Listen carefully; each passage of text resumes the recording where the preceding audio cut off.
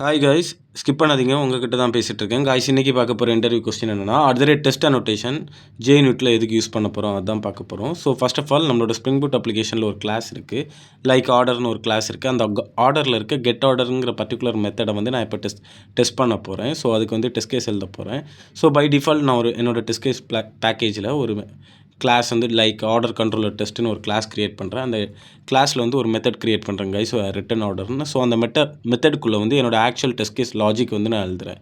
So அந்த method வந்து எப்படி எக்ஸிக்யூட் ஆகும் அதுதான் நமக்கு இப்போ தெரிஞ்சாகணும். ஸோ அது எப்படி எக்ஸிக்யூட் ஆகுது, ஸோ அதுக்கு தான் டெஸ்ட் அனோட்டேஷன் இன்ட்ரோடியூஸ் பண்ணாங்க. ஸோ நீங்கள் வந்து அந்த மெத்தடோட டாப் லேயரில் வந்து டெஸ்ட்டுங்கிற அனோட்டேஷன் நீங்கள் போட்டாலே போதும்.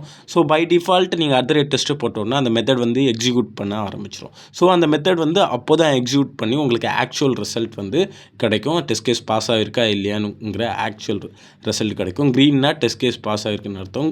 இதுவே ரெட் வந்துச்சுன்னா அந்த டெஸ்ட் கேஸ் வந்து ஃபெயில் ஆகிருக்குன்னு அர்த்தம் கைஸ். இப்படி தான் நம்ம வந்து ஈச் மெத்தடுக்கான டெஸ்ட் கேஸை வந்து எழுதி நம்ம வந்து இந்த லைக் ஜேஎன்யூட்டில் ரன் பண்ணுவோம் கைஸ். இந்த வீடியோ பிடிச்சிருந்தா லைக் பண்ணுங்கள், ஃபாலோ பண்ணுங்கள், சப்ஸ்கிரைப் பண்ணிக்கோங்க கைஸ்.